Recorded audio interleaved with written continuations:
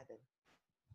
Okay, so what is our conversation today about? Today is all about preparing our courses for remote learning. Okay, but why are we here? Why are we having this conversation? Yung pinaka-pragmatic na dahilan po for being here this morning is that this was born out of the directive from the UP System Committee on Remote Learning. So if we were able to attend the CUI dialogue, meron po dong directive sa atin to prepare our course packs by September. No? So ito pong conversation natin today is to help us prepare those course packs, or at the very least, a detailed course roadmap for us and our students. No? So andito po tayo to ensure that we are on the same page and that we know what is expected of us. Okay? And another reason po for this conversation is that this is the opportunity for the Office for the Advancement of Teaching, Interactive Learning Center, Office for the Vice Chancellor of Academic Affairs, and the CU Committee on Remote Learning to identify other forms of support for the faculty. So we're trying to come up with as many plans as we can. So and some things maybe we have missed. So this is our opportunity po to find out ano yung mga needs that we can address for as we prepare for remote learning. Okay. What should we expect for the next hour and 15 minutes? Okay.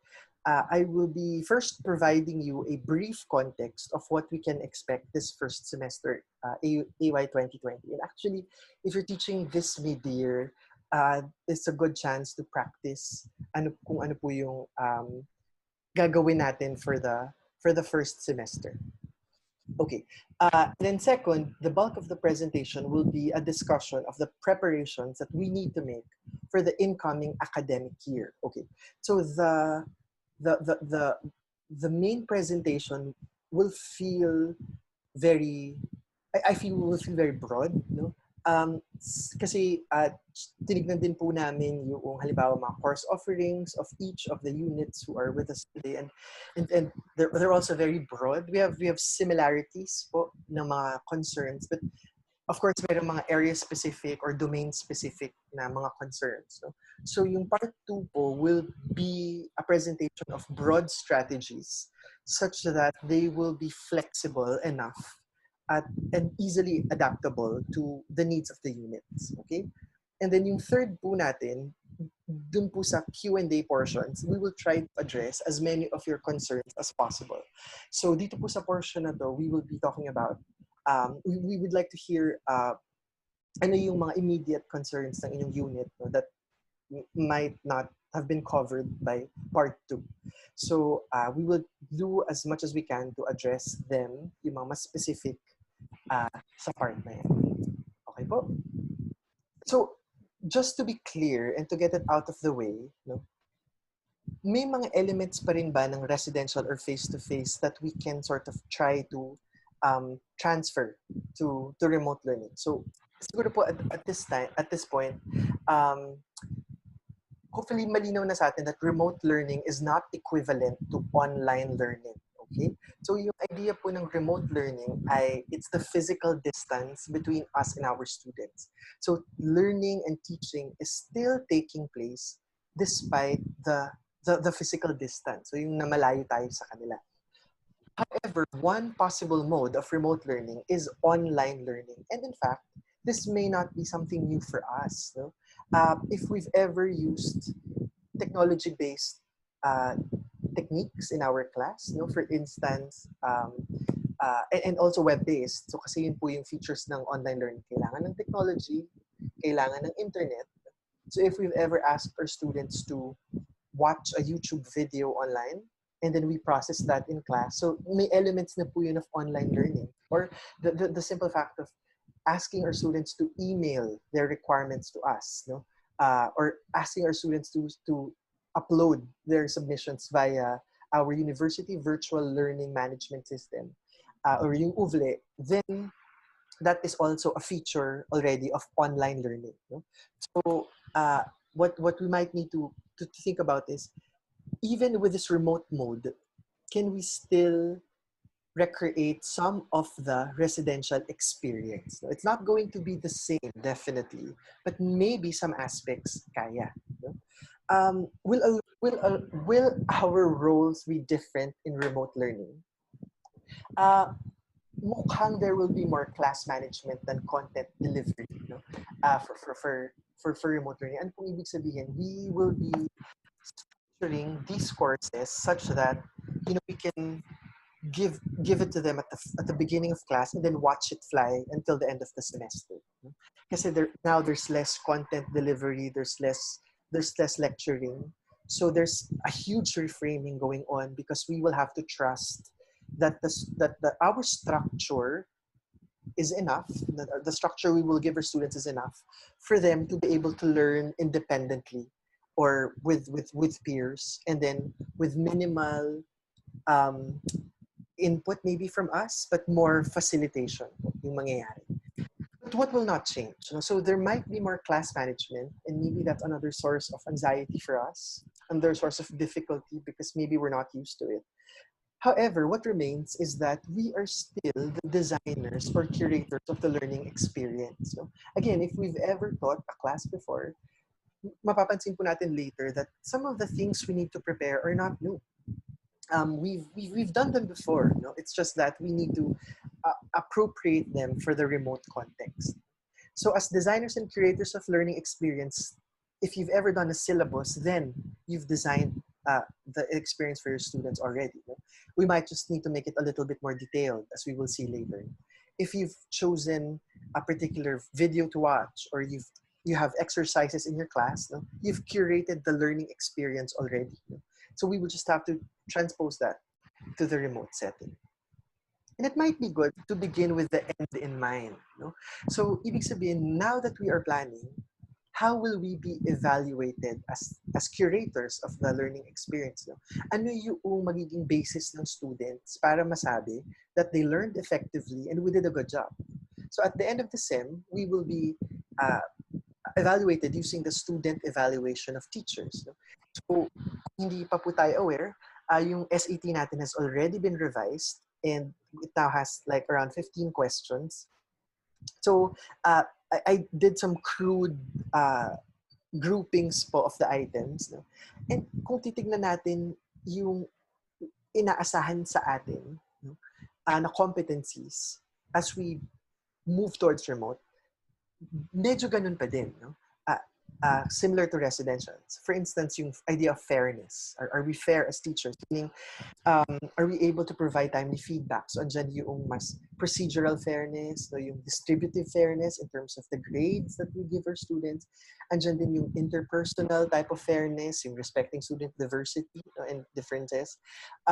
There's still, of course, the quality of our instruction or our teaching competence, in the sense that are we able to design an experience where students are able to think critically and creatively? Are we able to help them learn difficult concepts despite our distance and despite the lack of real-time interaction?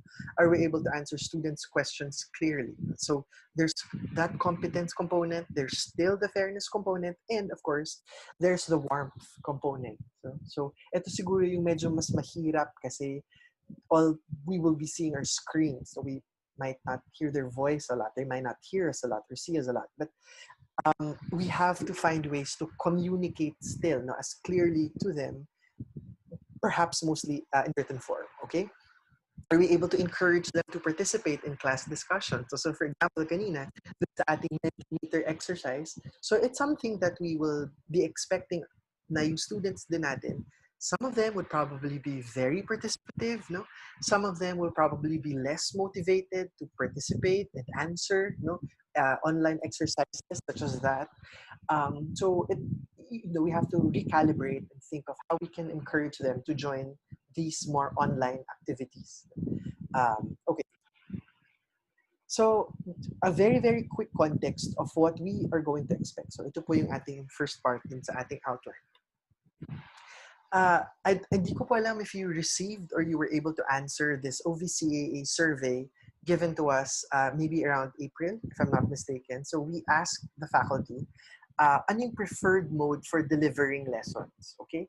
And the top mode seems to be email, and then followed by the use of a shared drive like Google Drive, no? And then a learning management system like Ufle. Of course, itong surveys na to, probably we weren't able to reach, actually most likely, we weren't able to reach faculty members who don't have access to the internet. But at least for those who responded, around 1,000 faculty members, ito yung preferred mode for delivering lessons. Okay? We also ask this to our students. What is their preferred mode for receiving lessons? And nagkakalayo, no? Yung top 3 responses natin. There's still the use of those Google Drive, the use of learning management system, and the use of email. Okay, so it might be good to keep this in mind, that for a lot of faculty, parang ito yung least common denominator, as well as for our students who have access to the internet. Ano yung, in the context that I presented, ano yung pwedeng take home natin? Ano yung key idea that we can probably use as we prepare for remote learning? Yung first, we might need to maximize the use of email. Ang isang implication po nito is that we should be prepared to run our classes na pwedeng solely through email. Parang yan main mode ninyo until the end of the semester.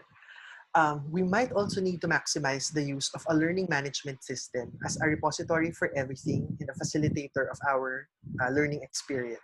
So, kaya later this afternoon po, if you have time, using this same link for this webinar, yung ILC po, meron silang webinar on the use of Ufle.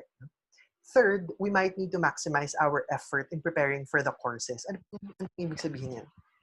When we prepare, kasi usually po, di ba, sa residential classes, when we prepare, it's for us, it's for our classes, no? So parang ganun yung tingin natin dun sa course design natin. But now, other state universities, other state colleges are looking to us po for guidance. So they also are, grasping for straws. It's difficult for them as well. And our courses might be, so we can think of it as our courses might be shared to other SUCs, other faculty members even, who might need that kind of support. So now it's time to think of, okay, so if this is a product that I will be able to share with others, how will that look like? Maximize din siya in the sense that if we are able to do it well, this is something that we can use also in the succeeding semesters with tweaking, of course, depending on the situation. So we might need to think in those terms. Finally, it might be good to minimize drastic changes. Ibig sabihin yan, remote learning as it is a major shift for all of us, for faculty and students. Hirap na po siya as it is. So if we can try to minimize any major changes on our level, sa courses natin, sa mga platforms that we're going to use, baka po mas mainam yun for all of us so that we can more easily cope to the big change that is remote learning. Yung mga bells and whistles, pwede na po yan idagdag kapag medyo nakuha na natin yung timpla. But for now, we stick to the basics, we stick to what we know, and then we adapt for remote learning. Okay po. So again, the message here is we also have to plan in terms of the most flexible mode of delivery to buffer for unexpected shocks. So again, yung isang unexpected shock po natin ay may mga policies on academic calendar, mga ganyan, dahil hindi pa po bumabagsak lahat. So it might be good to think of, okay, so what is the easiest delivery para kahit ano man mangyari, kaya ko siyang magamit. Okay, sige po. Now, let's talk about preps. So ito na po, we're moving towards thinking of yung course packs nga po na tinatawag ng UP System Committee.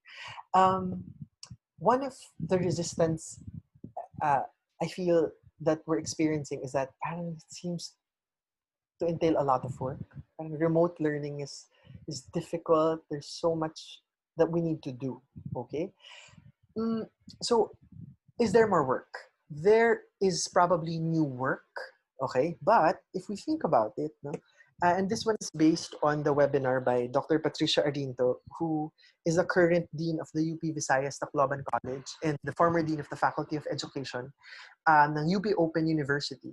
So I highly encourage you po to watch this very short webinar on what to expect as we design our courses. Ito po yung ating 4 main tasks. Yung 4 main tasks natin is to analyze learner and learning context, to plan content and mode of delivery, to curate learning resources and designing learning activities, and execute assessment. Okay? So kung titignan po natin siya, these tasks are things that we've actually done before if you've ever taught a class. No? So again, yung pong trabaho that is entailed is similar in spirit. No? Ito po yung main, kumbaga sa checklist, ito yung kailangan nating ma-tick off as we design our courses. But now, we're preparing it for a more remote mode. Okay, so dito po sa next part of the discussion, I'm going to go through each of these steps, okay? So after each major step, magpo-pause po tayo to answer a few questions before we proceed, okay? Again, I will be giving you some strategies and tips for each mode. So ito lang po yung reminder. Una, they probably won't sound very new or necessarily very innovative, no?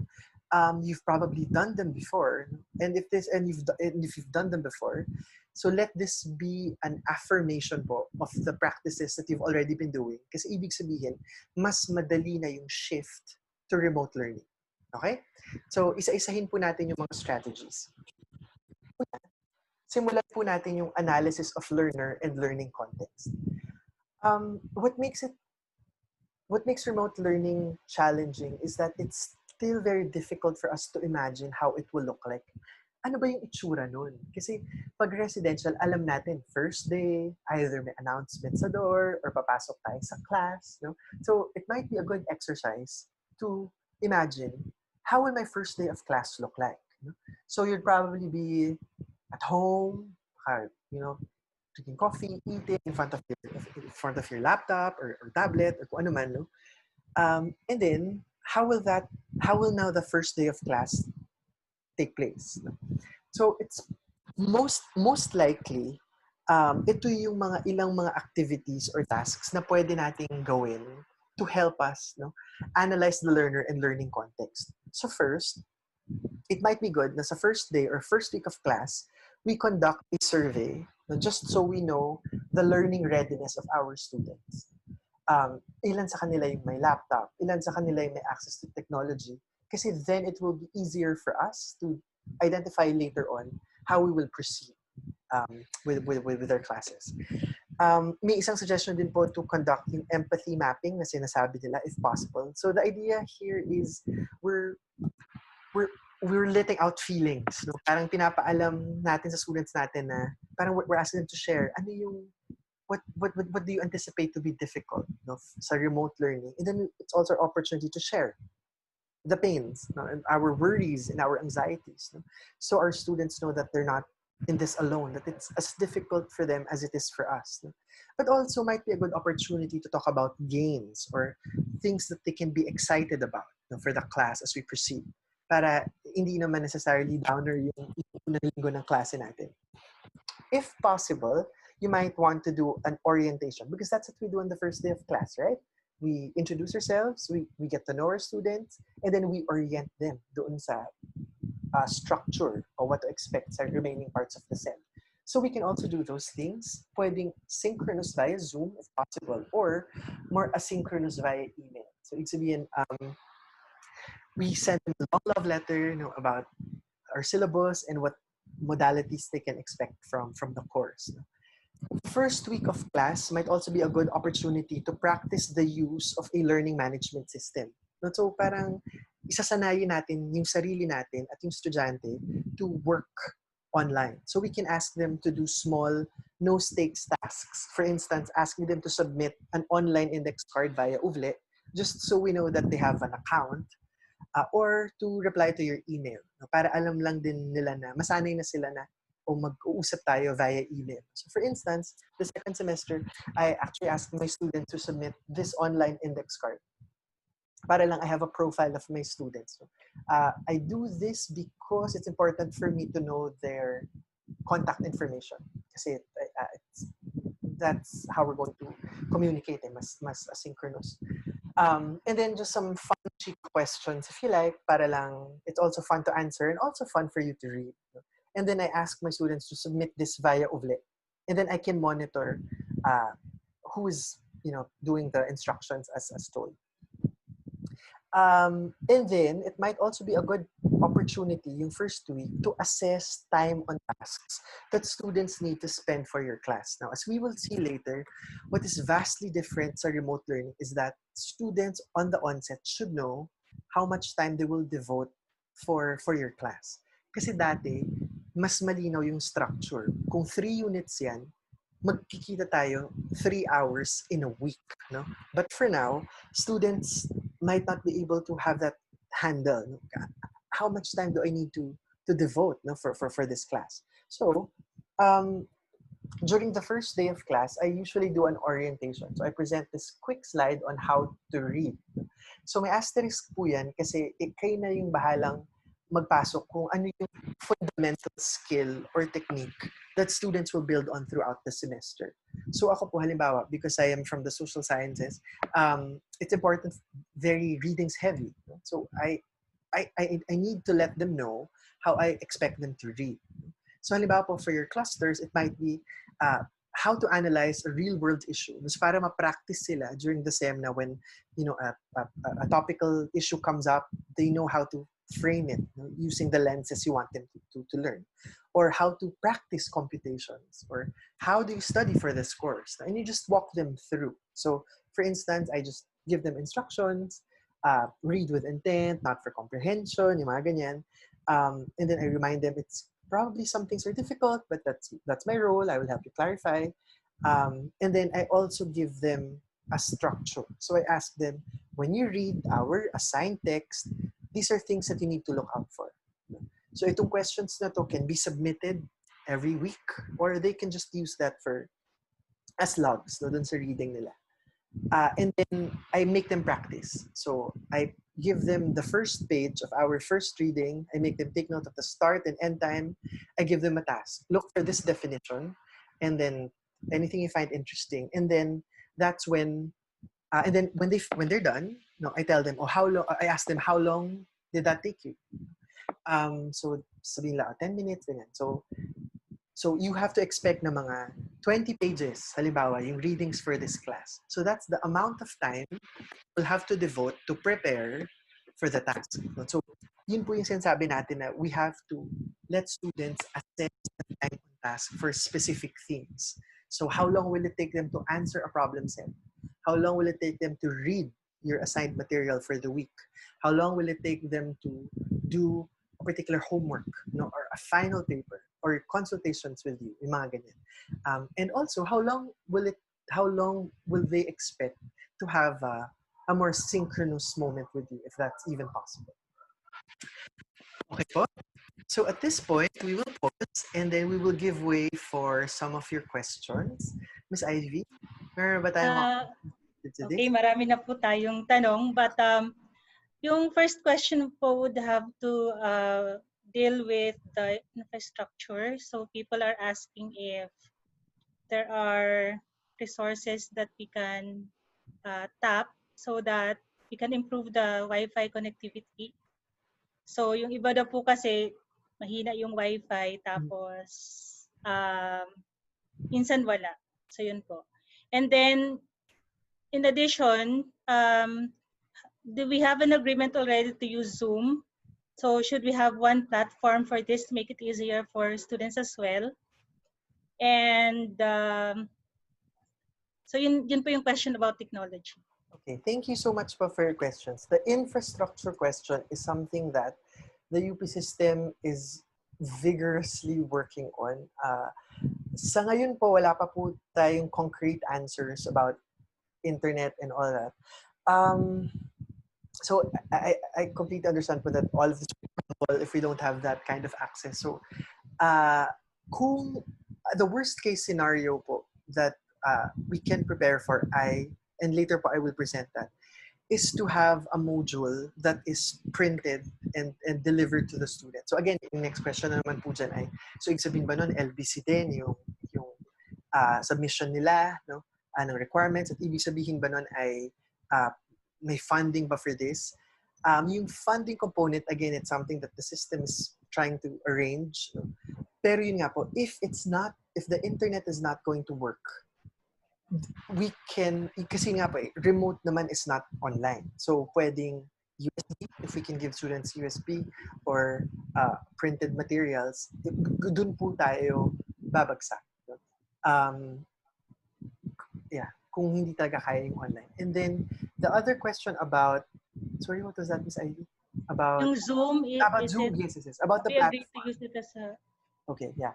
Well, main platform. yes. Thank you. Yung university po, wala naman po siyang sinasuggest na dapat ito. They're all recommendations. So based on the needs of the faculty and students. Zoom po is helpful.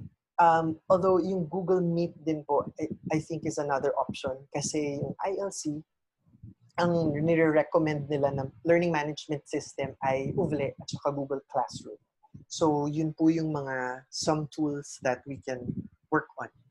At ang maganda po yung suggestion yun, tama talaga na parang as a unit, can we decide na ito yung platform natin para hindi din nabubulahan yung mga estudyante. Meron pa ba times, Ivy, or can we proceed? Okay, so in relation to that, meron pong suggestion na to have a survey of the internet capability of the students at the beginning of the class para po may idea tayo kung sino yung mga walang access. Yes. Okay, yung second question po is about how to deliver the content. Meron pong concern about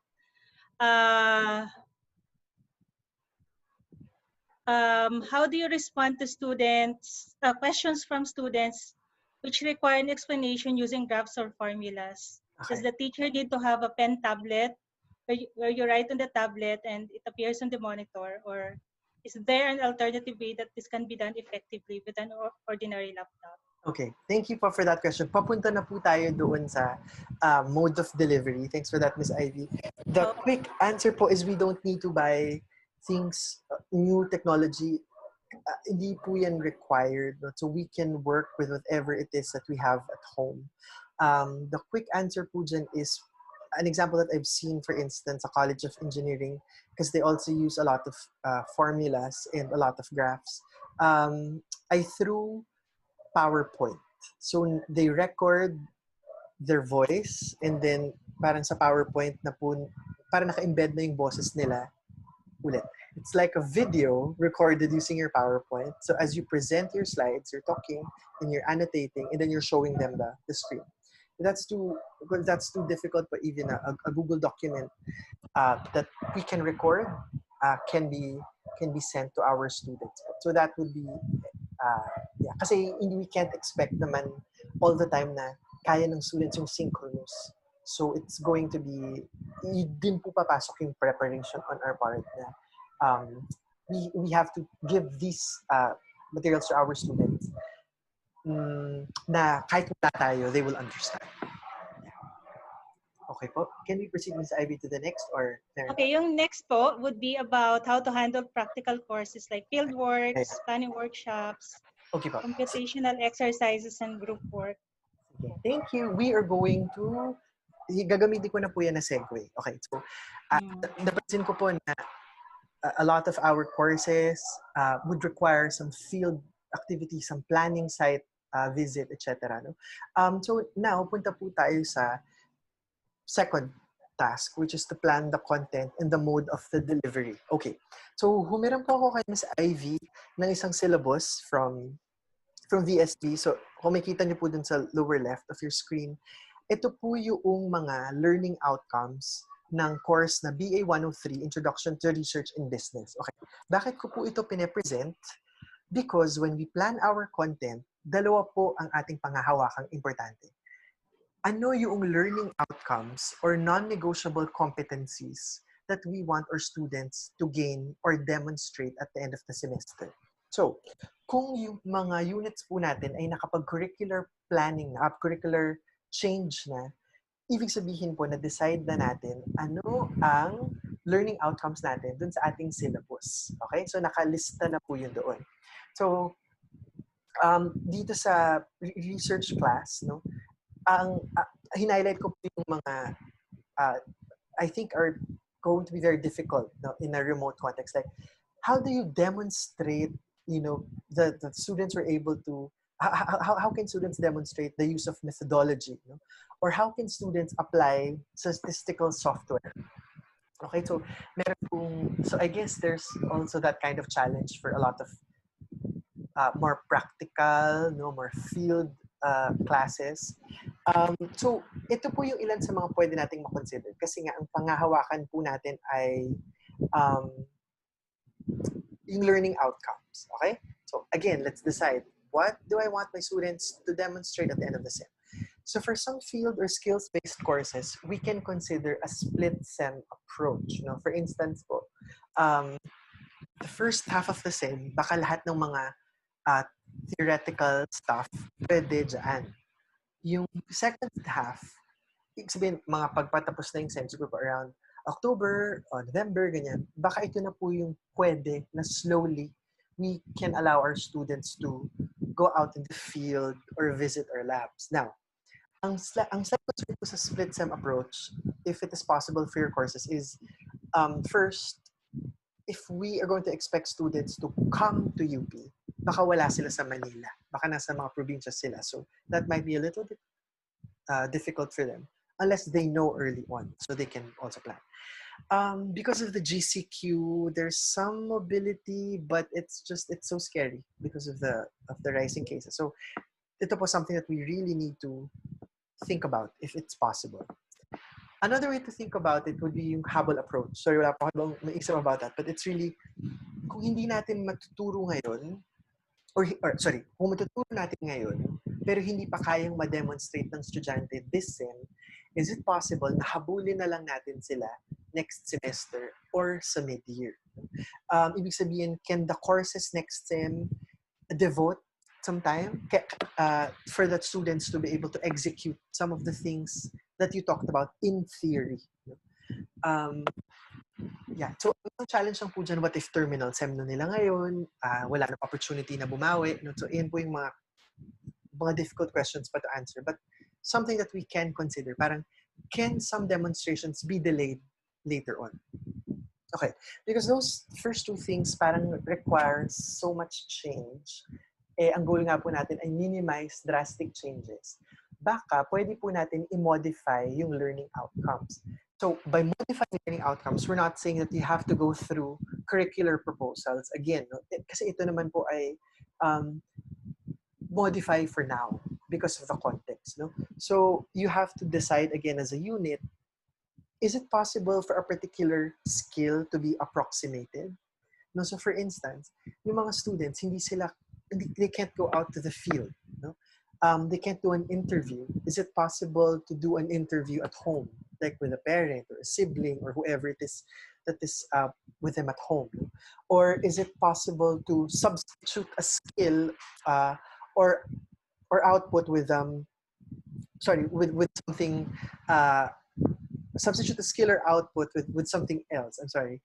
So instead of them executing as a site visit, is it possible to create a plan for the site visit? No?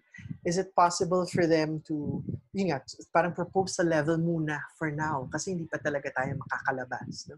Or is it possible to reduce the skill or output that we need? No? So for instance, applying statistical software, is it possible for now na mas demonstration muna siya, no? Magde-demonstrate muna yung teacher, tapos mas exam muna yung gagawin ng student on paper than them actually using the software kasi walang access. No? So ito pong mga bagay na to ay kailangan pag-isipan at pag-usapan din with the unit if ano yung parang pwede nating work around for a lot of the field sites. No? I imagine, ang isang na-imagine ko po, kunwari kung isa siyang field site, baka pwede na muna yung Zoom kung kaya nung whoever, it's a particular tourist destination, or it's a particular urban area or rural area or community, no? Baka pwedeng ganun muna, no? At least ma-scope lang ng estudyante yung itsura, and then we make do with what we have. So there's some approximation, there's some substitution, or a reduction of something. Okay? But the thing is, we have to know from the get-go, ano yung learning outcomes na gusto nating ma-demonstrate. Kasi, doon nakadepende yung alignment of everything else. If the outcomes are clear, so, halimbawa, gusto mo silang, sabi mo, you want your students to apply statistical software relevant to business research, okay? To produce meaningful and valuable interpretations for decision-making. So, kung yun yung gusto mong outcome, ano yung topic na kailangan mong maturo para magawa nila yung outcome? So, pag na-identify mo na yung topic, ano yung learning resources related to the topic? Meaning, is it a textbook? Is it a journal article? Is it a YouTube video? Is it a podcast? No?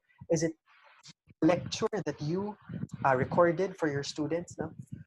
So pagkatapos nun, kailangan nating i-reinforce yung natutunan. So ano yung learning activity na ipapasubmit natin sa kanila? Is it a group exercise? Is it a reflection paper? No? And then finally, how are we going to assess that the outcomes have been achieved? Meaning, how do we know that students were able to apply statistical software relevant to business research? Okay? So halimbawa, in that case, ang hirap, baka sa iba, mahirap yung ganyang goal. Kasi walang software sa bahay, walang internet. No? So baka ang isang pwedeng reduction ay yung valuable interpretation for decision making. Baka for now, students, instead of being able to just demonstrate, being able to do it on their own, baka yung reduction doon would be, ito yung statistics na lumabas, how can that be used for planning?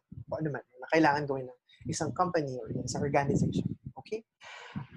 So again, we cannot emphasize enough, if the learning outcomes are clear, everything else will follow. Okay? So, but at the same time, it's also important for us to articulate what are the guiding principles of the course. No? So, bakit? Kasi that will determine the class guidelines and policies. So, pansinin niyo po, itong slide na to, eto lahat to, nasa syllabus natin yan. Okay? So, in terms of task, gagawa naman talaga tayo ng syllabus. So, maganda lang po na makita lang natin yung alignment of the elements of the syllabus. No? In terms of guiding principles, so, halimbawa, decide. Ano yung importante para sa akin, no? To communicate? Is it compassion? Is it flexibility? Is it honor and excellence? No? Kasi lahat po yan magre-reflect dun sa how you will run your course. So pag sinabi mo halimbawa na compassionate ka na teacher, how is that operationalized? No? So that might affect type of submissions, that might affect the load that you're going to give your students, the amount of requirements that you're going to give your students, and also, your kindness to yourself. No? Kasi you have to check all of these things. So, ano ba yung kaya mo given the constraints? So, ito po yung dalawang yan, yung A and B, outcomes and guiding principles, ang panghahawakan natin for the remaining part of the semester, lalo na during the planning of content. Okay? One way to look at planning ay ito pong first two bullets natin. So, pwede po nating isipin na ang pag-prepare ng klase natin ngayon ay parang pagsusulat ng textbook. No?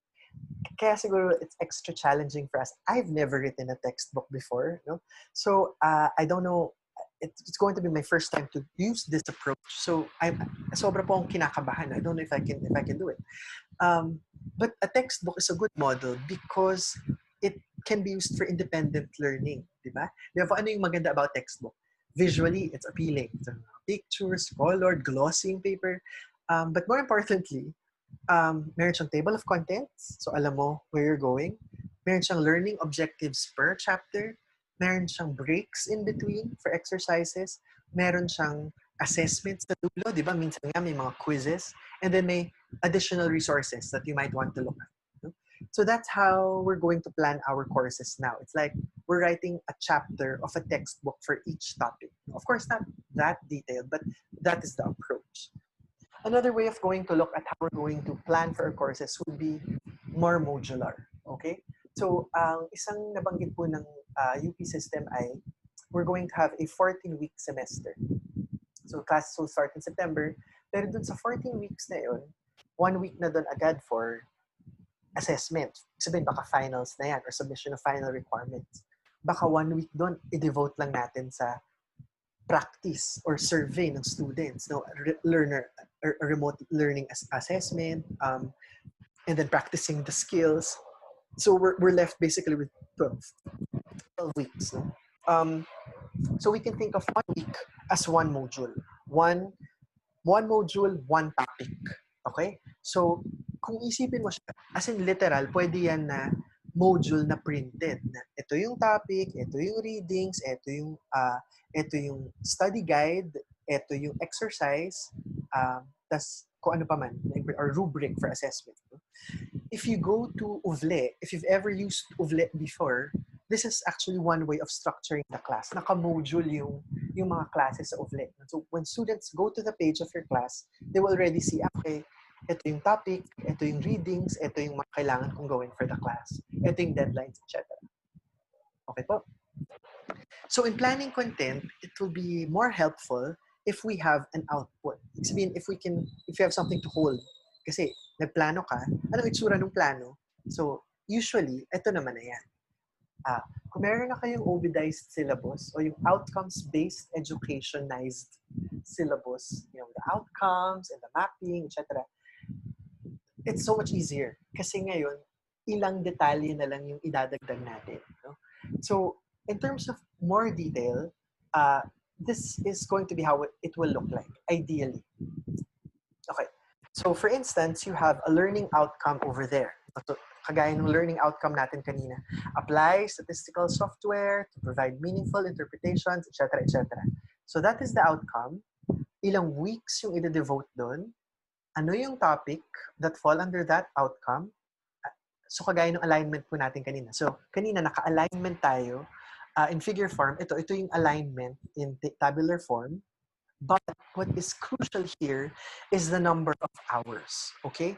So, students should be able to answer how many hours of workload should I allot for the course. Okay? So now, ito yung medyo mas magtatagal. Kasi pag-iisipan natin ngayon, okay, kaya ba namin ng synchronous? Sabihin, in a week, Tuesday, Thursday, kaya ba namin mag-meet via discussion forum, via chat, Viber chat, via Zoom, via Google Chat, or via email? No?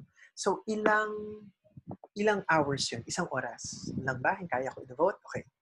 Tapos, yung asynchronous, kasama dito yung prep time. Ilang hours yung kailangan gawin for the reading. No?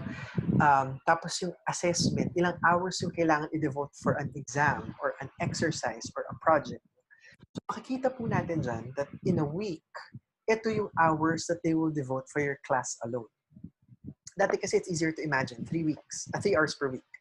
So now, might look like ilan to 4.5 hours maybe for your course. So for that week alone. So is that reasonable? Yan. So di tayo magkakaroon ng mga adjustments na pwedeng gawin. So ibig sabihin, dadami yung hours allotted for the course sa isip ng estudyante kasi nakaplot na ano yung mangyayari for that week. Okay? So this is helpful for them as it is helpful for us. So we don't spend the entire day or week just, in front of a computer and, thinking ano na ba yung kailangan kong gawin for my classes. Kasi naka-map na siya dati. And then another output of our planning would be yung course pack that can be available all at once, meaning it's already there in UVLE or in a Google Drive or in a USB or printed as a module, or a course pack that maybe we can give them weekly. Okay? So it sounds daunting, but it's really just a cute name for saying a course pack has all of this, no? Has your learning resources, etc., etc. Okay po? So that's about planning the content. So we start with the learning outcomes and then proceed accordingly, detailing as much as we can in an output like a detailed syllabus or course guide. Okay, now let's talk about mode of delivery. Sometimes pag-isip po natin yung mode of delivery, paano ko ba ito gagawin? Online, Zoom, etc. No? So I'm going to share with you po this very helpful infographic from Daniel Stanford kasi meron siyang dalawang axis, no? Or dimensions na pwedeng gamitin. Merong bandwidth, so ano yung gaano kalakas na internet yung kailangan ng estudyante, and then immediacy, so meaning how synchronous or how real time are things going to be. So in an ideal world, if you have strong internet, all your students have strong internet, and you want something more real time, dyan napapasok yung mga audio conferences or video conferences, meaning like what we're doing, or a Zoom class. But no, we can go low bandwidth, low immediacy. No? So yung quadrant po na yan, I think it's green. No? So it's an email, it's a discussion board, it's a reading. Now that is more editorialized, as I will show later. So there are various modes po for doing it. And as we can see, pwede rin tayo mag-record ng ating mga videos. Yeah, and I'll get to that in a bit. But this is very useful. It's available online. And I'll give you a copy of this slide anyway. So, magandang guide po nito. So, pag-isip mo, paano ko ituturo tong klase na to? Then look at your outcomes, and then look at the bandwidth and immediacy that you can do, and then choose a quadrant that will work for you. Okay po? So again, in terms of the mode of delivery, yung alternative modes, we can look at it as mostly individualized instruction or independent learning, meaning we prepare everything. There's minimal input from us, but there's facilitation going on. So kung ganito yung mode of instruction natin, everything has to be clear. Makita ng estudyante yung materials, kailangan kaya na nila yun maintindihan on their own. So kung sanay tayo, for instance, na ibigay sa students yung slide deck natin, kasi hindi na nga natin yan kayang i-lecture, it might be best to editorialize it a bit. So for instance, usually in a slide, we keep it as minimal as possible. But now, because they're reading it, we might need to have a signposting slide, for instance. No? So sabihin, what do you expect in the next part of this lecture? Or a reflection slide, diba? Like a textbook. So before you proceed, think about this question first. Okay, so naisip ko na siya, let's proceed. You might need also an additional notes I've mentioned orally slide. So itong slide po na to, yung laman yan, nasa notes section ko yan usually of my PowerPoint. But now, because I possibly cannot deliver it live, I put all my notes there. So it's as if I'm talking to the students through my slide deck. So, kumbaga, pwede pa rin natin mapasok yung personality natin dyan. Next. And this one po, yung second bullet is going to be, I think, the main mode for a lot of skills-based courses, a lot of field-based courses. No? Mukhang for now, we have to be content with a lot of demos, video demos, a lot of simulations. So this is how it's going to be done, or this is how the output is going to look like. A lot of video tutorials. No? Because for now, parang we will take comfort in the fact that there's a lot of cognitive practice. Parang in our students' minds, this is how it's going to look like. Okay? Hindi pa natin ito ma-execute for now. So tignan natin how you can do it on your own next time. But for now, ganito dapat yung itsura niya. Okay? So, ganyan din po yan for like mga stats, ganun. So, kailangan nating i-demo how it will all work. And we can also record our video, our lectures. But it cannot be an hour and a half lecture. Because I can imagine, siguro po by this time, medyo namamatay-matay na kayo na isang oras at 10 minutes na po akong nagsasalita dito sa harap at parang gusto na nating mag-give up, no? Parang ang haba pa. And that's possibly what people will feel, no? If our video is an hour and a half. Plus, they're at home. They have YouTube, they have wherever. So, marami tayong kakompetensya. So, ang suggestion talaga nila, break it down to the essentials, 5 to 20 minutes lang na recorded lecture. Yung ibibigay natin sa kanila. Um, okay po? And then, there's also the more combination ng synchronous asynchronous. No? In my mind, the ideal setup for me would be this. No? Yung one session, independent work. Do the reading, do the exercise offline, prepare your questions. No? I will structure this so that alam ko ang ginagawa ninyo exactly. And then another session, maybe an hour and a half, at most an hour for Zoom or a discussion forum or chat. Pero dito po sa synchronous na to, hindi ako magle-lecture. Ibig sabihin ko lang, ito yung key points ng reading. There are 3. Any questions? No? So ito po yung time for us to check, feedback. Ito po yung feedback, kumbaga, natin sa students. Pwedeng, kung kaya ng energy natin, oral na feedback, no, pakita na yung output ng students, i-check natin there, and then next, no, kumbaga parang independent consultations pero online. So ito po yung na-imagine ko na scenario for next semester, for me at least. And then, finally, yung blended. Ito na po yung binabanggit ko kanina na split set approach. No? Can students go to the lab at some point? Can students go to the field at some point? No? Kaya po siya blended kasi blended ng online at face-to-face or residential. If I'm not mistaken, the university now is crafting policies for this. Kasi nga may mga ibang lugar na not as, COVID intense as Manila, for instance. But this one would require justification, for one, and the preparation of the site. So is the site ready to welcome students such that we will be sure that they will not get COVID there or they will not get sick, okay? So we can think blended, but we will proceed with caution. Kasi nga, may recognition tayo na some courses hindi talaga siguro kaya ng substitution lang or approximation lang. No? So may responsibility tayo din na ihanda yung site for the student. So if you can think of a site na mas madaling i-manage for you, then that would work siguro for your courses. Okay po. And then finally po, ito nga yung binabanggit natin. Ito po yung suggested or highly recommended management systems, yung Ovle and Google Classroom for our online courses or remote courses. Okay? So at this point po, meron po ba tayong questions, Ms. Ivy? Ito yung na-upvote na question. Who owns the course material, like the course packs, exams, visual aids? So it's about the intellectual property. And what is the system for requesting permission or granting approval for the use of RL materials prepared by faculty members? Sorry, that's an excellent question po. Isa rin po sa mga guidelines na binubuo ng system ngayon ay yung may kinalaman nga po sa intellectual property. Ang ownership po ng course packs ay faculty. Yun po yung malinaw na nakukuha ko dun sa mga meeting. Hindi po siya pag may-ari ng university. But we also need to protect ourselves kasi nga it's our design.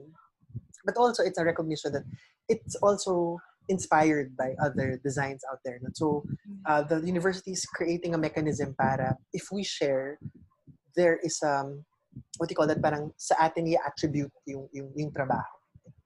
Yung wala pa pong mechanism, kung tama po yung intindi ko, wala pa.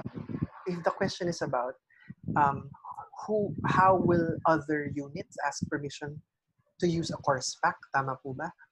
Parang ganun. Yan, wala pa po yung kasi wala pa po yung anything final yet, no? Kasi meron naman talaga din tayong choice na kung ayaw natin siya share, okay lang naman yun. It's well within our right. But in case we decide to put it out there, of course, there has to be systems in place to protect our work.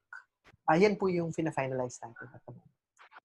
So, sorry. So, ang mangyayari po dyan, magiging siyang open educational resource.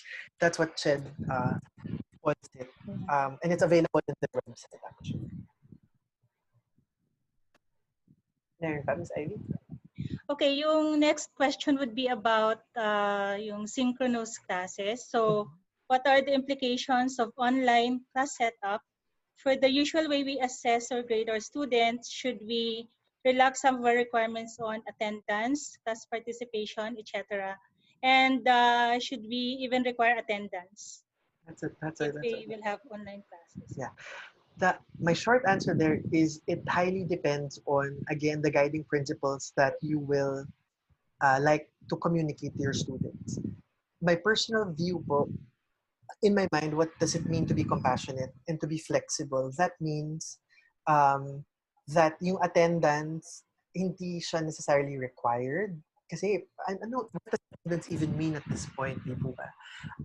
So, kumbaga, if you really plan synchronous, the assumption there is some will not be able to join. So we have to find a way also to reach out to them. Are we going to relax our course requirements? Again, it depends on the learning outcomes. Some of our requirements, I feel, minsan, may mga essential talaga na kailangan lang to demonstrate the outcome. So, piliin lang po natin yung pinaka-essential na makaka-demonstrate nung theme. And also, again, we have to check all of these things also. And then, in terms of assessment, pupuntahan ko po yan shortly. So, hold on po muna tayo dun sa assessment. Ms. Ivy, meron pa? But meron pong isang question about yung identity ng student. How do we know if the person enrolled in the class is the same person reading and attending the class? Right. That's a very important concern. Hindi pa po yan napapag-usapan sa system committee. I think ang short answer po, tulad ng can we have a way to ensure that our students will not cheat? Ang nakita pong recommendations ay there's no way, really, or there's no surefire way to say that that siya yung gumagawa ng mga bagay-bagay, no? So, I think that the hindi naman easiest, pero one way would be to communicate yung honor code sa students. You can make them sign something like that at the beginning. Diba, lahat naman po tayo pag may mga kontrata, halimbawa po meron tayong UP Diliman Centennial Faculty Grant, editorial chair, a nomination. So July 31 po yung deadline yan. Yun po, there's also no way for us to know if that's you who submitted, but we will ask you to sign something that says, this is me, I have no other, I fulfilled all the requirements, and then I asked my dean and the chair to sign it, just so we know that it's really, so we can do a version of that for our classes also. At the beginning, we make them sign a contract with us and say, I expect you to be honorable. I expect you to be you, and to submit requirements based on your own efforts. And then that's it. And then that you tell them and then we become explicit about the punishment. If I can't catch you, then ito yung consequence. May expel ka sa university ayon sa student code. So yun po yung the best we can do at that stage. But to really say na siya ba talaga to, medyo mahirap po talaga siya. It's really a challenge. So maybe the honor code can deter some of the bad behaviors during the sem. Okay po? Yeah. So I will proceed. So I think I only have maybe about 10 more minutes for the rest of the slide para we can open this up po to more of your questions. Okay? Yung third task po natin ay curate learning resources and design the activity. So kung mapapansin niyo po, it's a curation, meaning we don't have to start from scratch. We don't have to build everything on our own. We don't have to record everything on our own. If you have a textbook, and that's the main reference, then you've curated the learning resource already. No? But the learning resources come in various forms. They can be readings, they can be a textbook, a YouTube video, a podcast, or a recorded version of your lectures. So, ang idea po, how will they acquire the knowledge that they need to demonstrate the outcome? So, ang main task po natin now is to look for resources that are helpful. Okay? So again, the goal here is to choose what is essential. Ano yung good to know versus nice to know. No? Ngayon po kasi hirap na wala tayong masyadong time. So dun tayo sa need to know versus nice to know. Okay? So ano yung mga need to know and what do they need to read or watch or listen to prepare for that again. So again po, you don't need to do this on your own. You can just select what is necessary or needed. In terms of the learning activities, ito po yung isang halimbawa ng hihingin sa atin or maganda na meron yung ating course packs. No? Ito ay yung learning detailed study guide. So actually, I have a feeling na nagawa na po natin to before, so I'll just show you an example of a detailed course guide. I hope you can see my screen. Can you see my screen? Okay po. So this is how it looks like. And again, I feel we've done this before. Yeah. So ano po yung components niya? Ang components niya ay, if students will see this, ano yung kaya ba nilang i-execute yung task on their own? So halimbawa, ito po yung task. To watch the video, you provide them the link. And then the task is to watch and to answer. Okay? So, and then you set it up. As we do in activities in class, set up naman natin siya. So let's set it up. So what can they expect in that 43-minute video? And then we are explicit. Kindly provide your items, your responses to the questions below. Okay? Some items, etc. So, so ano po yung kulang? So itong study guide na to, ano yung kulang sa kanya? Kulang sa kanya, saan mo isasubmit? Ovle, email, Google Drive. No? Yung isa pang pwede kulang sa kanya ay rubric or how they will be graded or evaluated. So, is this pass all? If they submit, do they get full points? If may 3-1 gradation ba yung grading dito, what does it mean to get a grade of 3, a 2, or a 1? Etc., etc. So, ito, this is something that we have to prepare for every learning activity that we will ask students to do. So, kaya importante po talaga to be very judicious about what requirements we will ask of our students. Okay? So, yan po yung isang halimbawa niyan. Kung nagtatanong din po tayo, mamaya na pala. Sorry. So, yan po. Which I think is something that we already do. No? So, we just make it a little bit more detailed for our students. Yeah. Okay. Other learning activities ay, so kasi isip natin ngayon, pwede pa ba silang group work? So yung group work ngayon can now be in the form of Google Documents. No? So meron kang document na i-upload or sila na bahala mag-upload, tapos sila na yung bahala mag-input ng mga responses nila doon. No? Or pwedeng collaborative slide deck. So kung hindi natin kaya ng group report or final presentation, so pwedeng meron silang bubuuing PowerPoint presentation, tapos gagawin nila collectively at yung submit natin. Pwede rin yung structured discussion forum. Of course, this will not be the same as a face-to-face conversation, but at least kung may lag, di ba? Hindi siya as painful as a long silence when we do a face-to-face conversation. So, ito po yung halimbawa ng isang structured discussion forum. The idea here is we can't leave a discussion forum as is and expect our students to know what to do. No? So, ibig sabihin, kailangan alam ng mga estudyante natin, ano yung gawin nila? It's like a graded recitation, di ba? Ano yung kailangan mong i-contribute? Gano'ng kahaba? Ano yung lalamanin? So, yung structured discussion forum, ito yung what I will be expecting from your responses. Dun sa forum. So, are you sharing or comparing a connection with a peer? Are you exploring a difference in opinion? Etc., etc. Okay po? So, we present them clear instructions so they know what to do. And then, I think for most of your courses, ang nakikita ko na very helpful, which I hear you're already doing, no? Which I hear you're already doing in your courses. A lot of exercises or problem sets na cases, case studies, special problems, vignettes, or scenarios. No?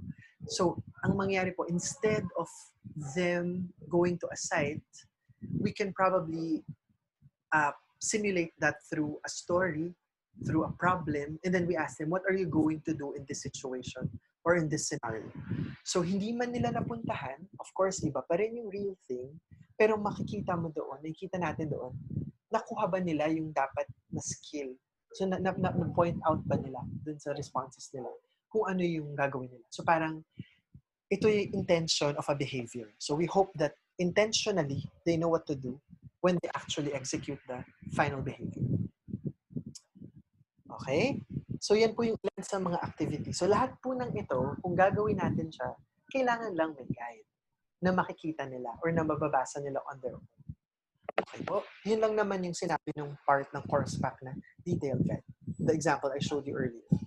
Sige. So last portion na po ito, executing assessment. So may nagtanong po na paano natin i-assess ngayon yung mga students natin. Again, as you may have noticed, wala pong one size fits all, but there are general principles that we might need to consider. First, baka mainam po na requirements natin for class ay hindi lang siya dependent on one-time, big-time, high-stakes requirement. So, ibig sabihin po nito, di ba, meron tayong, how will you be graded in this class? No? So, sa akin po, ang parang rule of thumb ay each component should only be weighted 20%. So, kaya, merong at least five types of requirements for the class. So, I have an exam, I have a lot of exercises, sometimes I have a proposal, a group presentation or a facilitation, and then peer assessment or self-assessment. So at least meron kang 5 pagmumulan ng grade. So ang idea po ay we have to give students an opportunity na bumawi. Kasi kapag isa lang yung requirement or puro exams lang, if something happens, wala nang chance for them to make up for it. Okay? So the first principle is wide range that fits the outcomes. Okay? Second po, ito yung medyo extra challenging. We need to provide regular or frequent feedback. Okay? Sa akin po, ang rule of thumb for a modular approach ay if I have a requirement for the first week, for week 3 halimbawa, dapat before they submit requirement for week 4, nabigay ko na yung feedback ng week 3. This is very, very important for courses na they build on each topic. So, kailangan ma-identify natin na gets ba nila bago tayo mag-proceed to the next.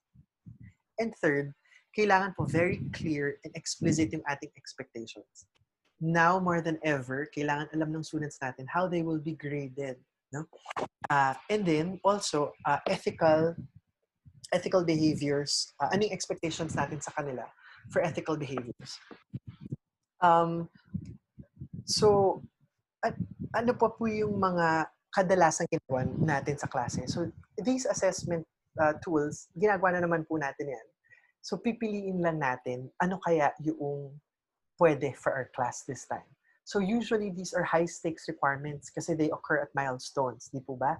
Like mid-year or finals. And then that's it.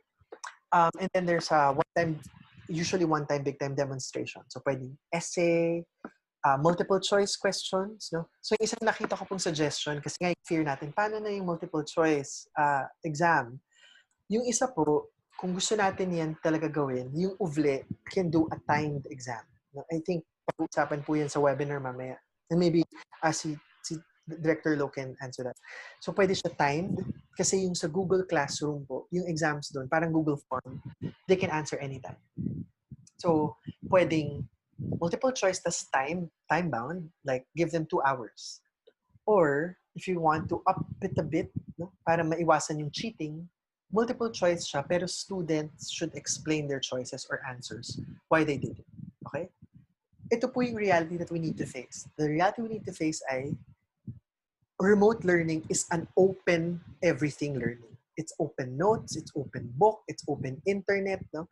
So, kung ganyan po yung reality, tayo po yung mapapraning kung lagi-lagi naisipin, are they cheating? What can I do to minimize? No? So, we start with that. Let's start with, it's open everything.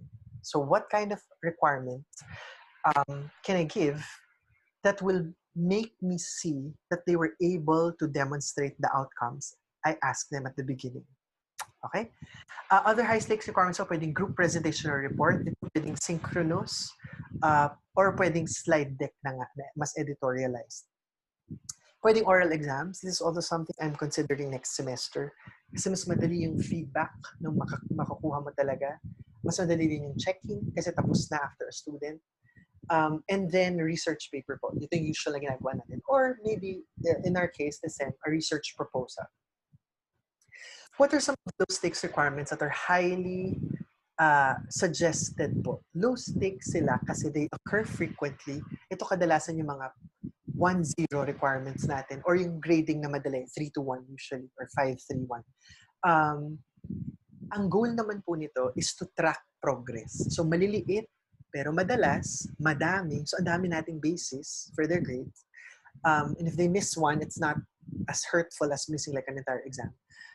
So in the form of exercises or assignments, short quizzes, problem sets, answers to prompt questions like what we did in the mentor a while ago, reading memos, like in the study guide that I showed you, a chapter outline, a concept map, a progress report, especially if there's a big finale, a big report in the end, comments on a classroom's forum post, or a portfolio. No? Yung portfolio po, ito favorite to ngayon dahil nga learner-centered na talaga yung approach. No? So this requires na mas independent learning. No? This requires us na mas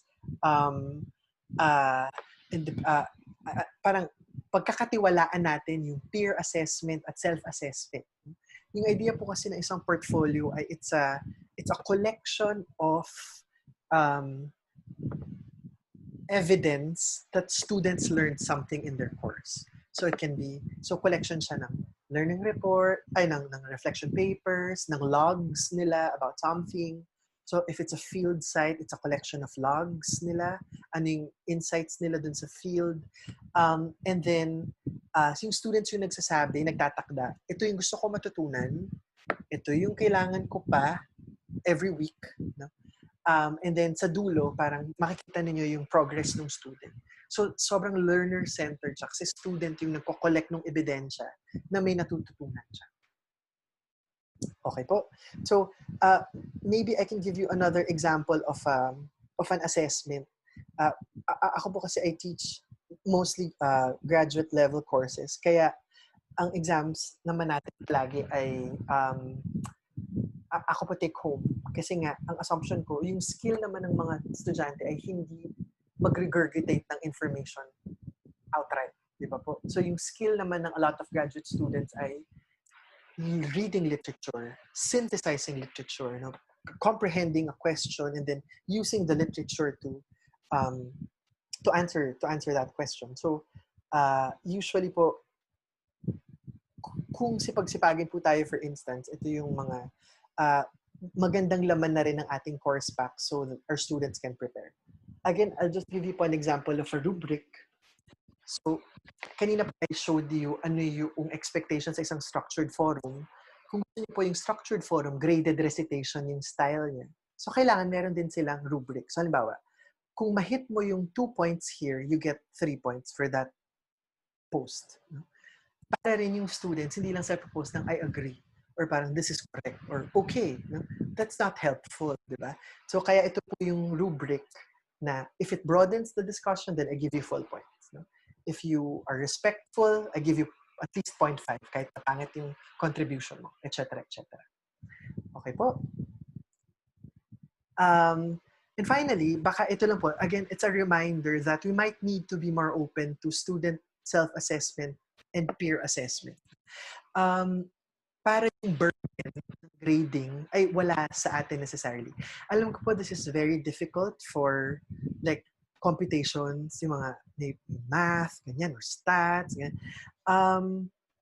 Pero yung isang way po to lower the stakes of these exams, which I feel is a good practice, ay, kunwari, exam. We give them the items. Tapos po, kunwari, after an hour and a half, we immediately give them the answer or the solution. Tapos the student will check it themselves. Tapos low stakes siya for now. Ibig sabihin, hindi mo muna yung gigrade. I-assess mo saan ka nagkamali. Assess mo ano yung mahirap. Yan yung aasahan mo sa next. So kumbaga parang the student can assess ano yung difficulty and then we adjust accordingly kung kaya. Yung isa rin po, yung peer assessment. Ito naman ay basta tuturuan lang natin yung mga estudyante natin paano mag-grade. So, kunwari, slide deck, group work. Gusto mo na yung mga groups themselves yung mag-grade or yung magkakaklase sila yung mag-grade. Basta alam lang nila ano yung hahanapin, tapos imo-model natin siya, how it's done, then they can do it. In fact, based on experience, mas savage pa nga yung mga estudyante grading their other classmates' work. No? Parang nahihirapan pa sila to calibrate. Kasi tayo, we see the range. So we can kind of calibrate the scoring. But students, but my point is, they can do it if they know, if we teach them how to do it and what to look for. Okay po. Sige. So just to close the loop, and then we can open the next few minutes po for the Q&A. Again, ito yung learning outcomes dun sa BA 103 kanina. Maganda po pag-isipan sa pag-iisip ng assessment. Can these outcomes be demonstrated using resources available at home? So if all they have is a computer or a cell phone, how can they do that? Kung hindi siya kaya as it is, ma-assess mo ba ang outcomes using a more problem-based or case study or scenario-based assessment? No? And again, finally, time to reflect. What assessments can be substituted as a demonstration of these outcomes? Okay po? Sige. With respect to assessment pa rin po, how do we give sit-down exams if not all students have internet access? I mean, how can we give synchronous exams given that not all students have internet access? Sorry. Asynchronous exams po talaga is a challenge.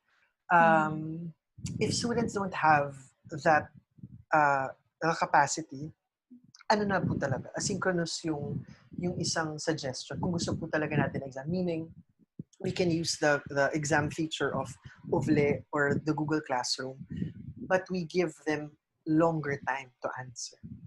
So kaya po ang idea talaga dito ay how can we assess students na may natutunan sila pero hindi hindi na siya necessarily objective or multiple choice. Actually, yun po talaga yung mahirap kasi pag authentic assessment daw po talaga, mas maganda yung mga essay, mga pa-reflection, ganyan. But I do understand po, like halimbawa, nag-usap nga kami ni Ms. Ivy kapon yung mga counting, ganyan. Di naman pwedeng reflect on this spreadsheet, ganyan. Hindi naman yun pwede. So, the answer po is, it will be difficult. Hindi talaga posible yung synchronous pag walang internet yung estudyante or mahina yung internet. So the best we can do po is to email and at the very least sana ma-download nila yung exam tapos sasagutin.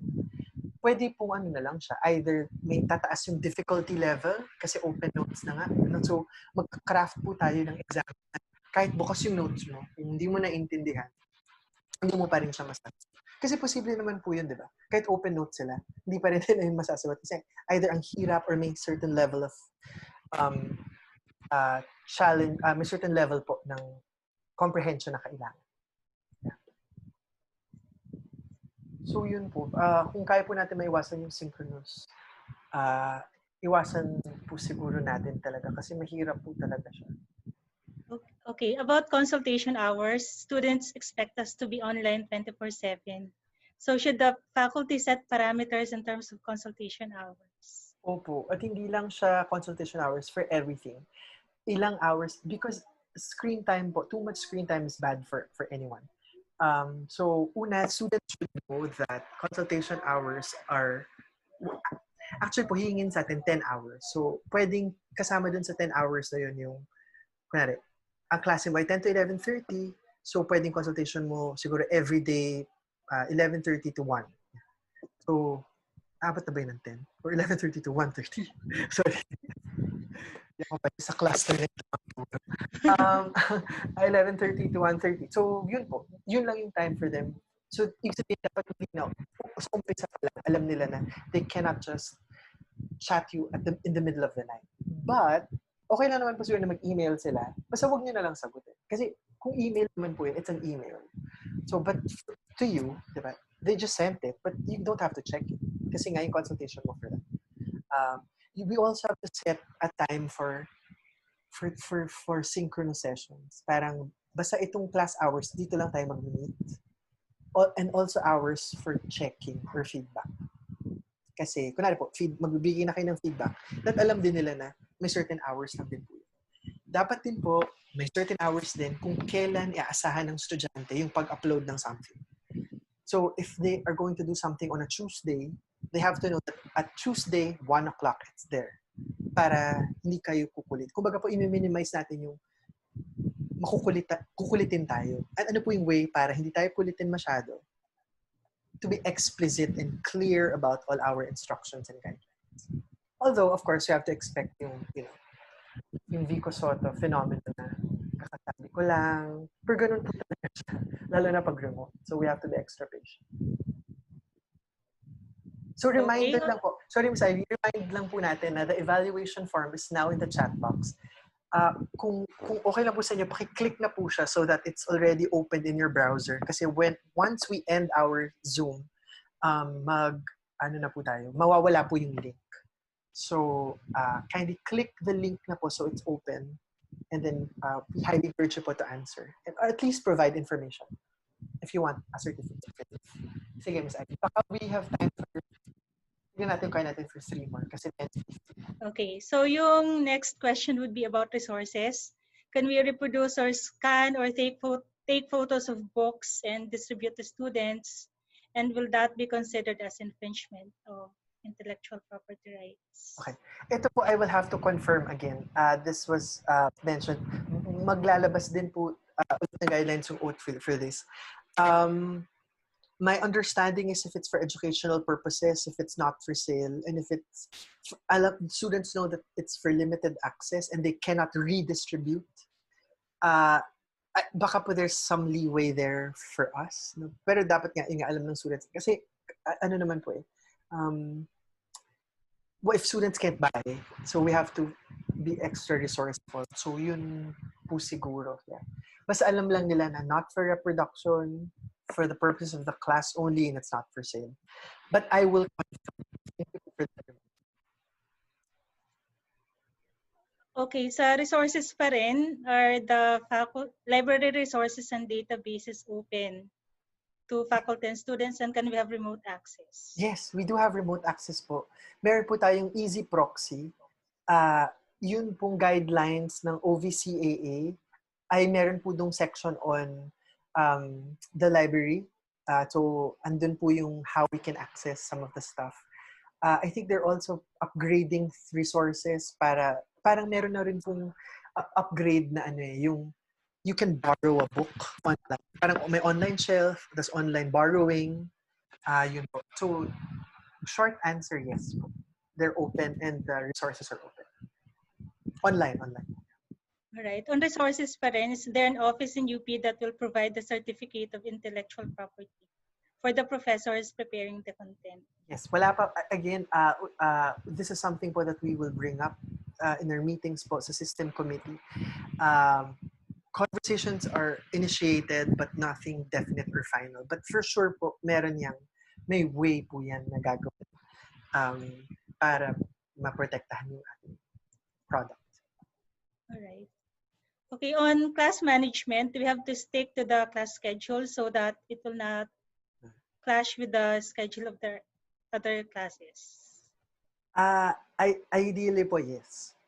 Yun po talaga yung magandang setup. Dapat alam ng students na ito lang yung time for this. However, hindi na natin kontrolado yung asynchronous or independent learning. So, basta po, kung meron, at least ang klaro ay, kasi students can study on a weekend or they can do it on their free time. Basta ang klaro po, kung merong anything synchronous, merong anything that needs to be submitted, or anything that requires yung presence nila, dapat po, sa schedule natin so it doesn't clash with the other courses. How about the intellectual property rights of the videos that will upload online? Mm-hmm. Are we planning to have a repository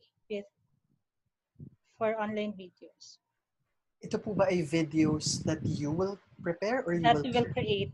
Pag kayo po pag kayo po talaga mismo yung magde-design, again, papasok po ulit yan doon sa guidelines yung intellectual property nga na kailangan pa pong i-finalize.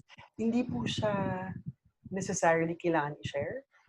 Although it will help, I guess, kung nakashare din po yung mga videos. Kasi kayo po yung experts in your fields. So we will all learn from your expertise po. Yeah, I have 2 more questions. So do we have a standardized honor code, and can we please share the honor code to all students and faculty? And yung other question would be, what is the ideal class size? So this is for Okay. chairs planning for the first sem schedule. Sige po, maglalagay po ako ng sample. Hindi po siya yung this is a suggested honor code. I will include that po in the slide deck that we will give you. Sorry, the other one is the ideal class size. Parang kung hindi po ako nagkakamali, ang sabi sa dialogue, parang 25 to 30. Sorry po, if you're asking about ideal, sabi po ng isang article that came out yesterday ay 12. Pero hindi naman po tayo, yung sad reality ay hindi natin kaya yung 12, lalo na for undergrad or I understand po may mga classes tayo na large classes, 100 or 150.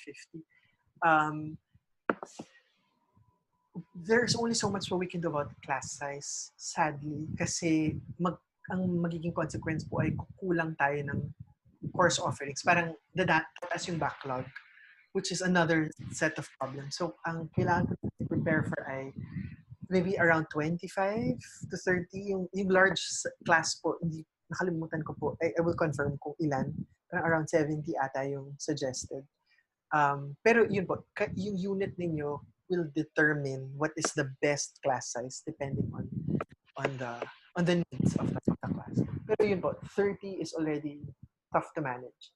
If it's going to be very large, kailangan po ng TAs or kailangan team teaching. Final. Few more resources. Binabanggit ko po sa inyo yung OVCAA post-ECQ guidelines. It's available in the UP website.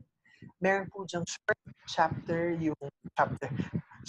contribution, yung Office for the Advancement of Teaching. Some of the things I mentioned are documented there. So you might want to take a look po, and visit. The UP College of Education also prepared this white paper. Ang ganda po nung kanilang parang motto for the year. Stay well, keep learning. So this is focused more on K-12 basic ed, but there are a lot of principles that we can also apply sa ating teaching. I'd also encourage you to visit the Open University Office of Academic Support and Instructional Services microsite. It has an course module development. It will also help us in planning for our courses. It's like an online course, pero wala yung feedback component. So the questions are just there. They're open. Sorry. And then also visit the website of the Interactive Learning Center. Meron din po silang guide doon on tools for conducting classes online. And then some final reminders before po we end. The message po for today, that's why webinars such as this, kahit po nagka-cluster tayo, they're difficult because there's really no one-size-fits-all strategy for all of this. We have to communicate with our units, with our colleges, to find out what will work best given our resources, given our ideal student that we want to encourage or develop. So, ang ibig din sabihin po nito, these are recommended, and then tayo po yung you are the experts po in this field. You are the subject matter experts. We can only give you tools, then hopefully you can adapt them to suit your needs. Pangalawa po, if this is the first time you're doing it, it might be best to ask for frequent feedback so you can calibrate accordingly. Yung third po is very important. Please work in teams if possible. So you can divide your course offerings po in terms of like pwedeng LEC lab, field activity, grad, undergrad. Kayo na po bahala mag-group. Basta ang idea ay, it's difficult to do this alone. It's challenging, it's difficult if you do it by yourself. But if you can distribute some of the tasks, kunwari, may assessment person or si topic 1, siya bahala sa topic 1, course pack, topic 2, course pack, topic 3, course pack, then it becomes easier. And it's also more fun kasi you're not doing it by yourself. It might be best to enroll in an online course just to get a feel of how it is to be a student. So para alam nyo rin po na, if you're doing it for the first time, experience mo muna, okay, ito yung mga hindi ko nagustuhan sa online class. Clarify to yourself as a unit yung guiding principles po ninyo, and then work hard to operationalize them. And then siguro po yung final message ay, it's tough. It's heartbreaking. We're going to miss teaching face to face, but we will get through this. We will do our best to get through this. Yung OAT, yung ILC, yung OVCAA, yung remote learning committees, we will support you as much as we can. Yun pong mga suggestions and you're already very helpful. But we'd also love to hear some of your suggestions pa through the evaluation form. So, finally, moving forward, ano po yung mga kailangang paghandaan ninyo? May tinatawag po na program redesign. So basically, just to talk amongst yourselves what courses can be offered, what competencies can be moved up or down. No? Again, may nagtanong po about ano bang itsura ng course pack. Ito po ay, they just call it that, but it's really a detailed syllabus, the learning materials, whether it's a lecture, the YouTube video, a study guide for the activities, and your assessment tools, if any. Okay? And then, might be best to start practicing migrating your course materials or course packs to Ovle after we've mastered na rin po siguro. And then maybe after attending the workshop later, mas excited po tayo. Kasi Ovle po, kung gusto po natin malaman, is the platform, learning management system, which is very equipped for online learning. Hindi lang po natin siguro siya na ma-maximize, pero sa sobrang dami niyang features, it can stand on its own compared to other LMSs like Google Classroom. But again, Ovle is only a recommendation. Feel free po to use whatever it is will be helpful for your unit. Okay po. So again, this morning, thank you so much for spending your 2 hours with us. This is what we hoped that we were able to achieve. I presented to you a brief context of remote learning. We talked about the preps and the strategies for each step of the course preparations. And through our Q&A, we tried as much as possible to answer some of your concerns. We'll do our best to look at your other questions in the Excel file. But that's it for this morning. Thank you so much po. Good luck and let's support each other during this time. Ito po yung aking email address. Ito po yung email address ng Office for the Advancement of Teaching. Send us an email. We'll do our best to help you out as much as we can. Maraming salamat ulit, Ms. Ivy. Thank you for moderating.